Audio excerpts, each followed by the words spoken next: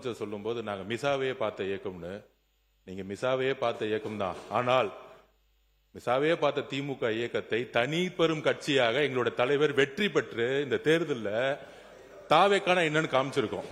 அதனால எங்களுக்கு எந்த பயமும் கிடையாது. எங்களுக்கு எந்த பயம் கிடையாது.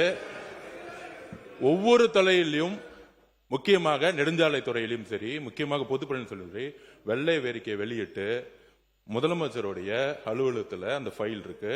கண்டிப்பாக ஆதாரத்துடன் சட்டப்படியான நடவடிக்கை எடுக்கப்படுங்கிறதா முதலமைச்சர் சொல்ல வந்தது. இதை யாரும் அவர் சொன்ன அர்த்தம் அன்னைக்கு அவைக்கு அவர் வரல.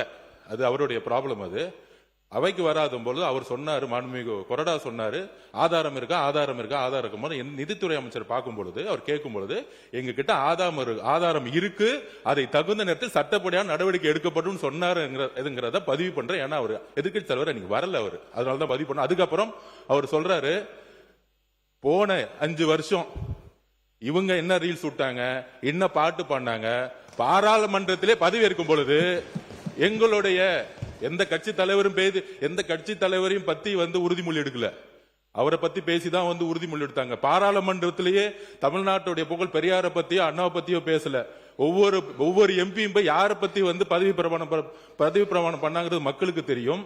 இந்த அவை உறுதியாக சொல்றோம், நீங்க 25 வருஷத்துக்கு மேல ஆட்சியில் இருக்கீங்க, ஏன் தைரியம் இருந்தா லைவ் போடல? நீங்க இது வரைக்கும் உங்ககிட்ட நேர்மையான வெளிப்படை தன்மையான சட்டமன்றத்தை நடத்தக்கூடிய தைரியம் திமுக இதுவரைக்கும் இருந்தது இல்லை.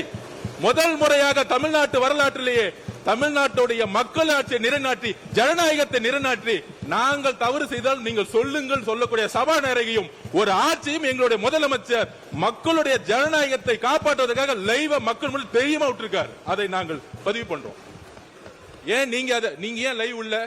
2021 உங்களுடைய தேர்தல் அறிக்கை என்ன இருந்துச்சு?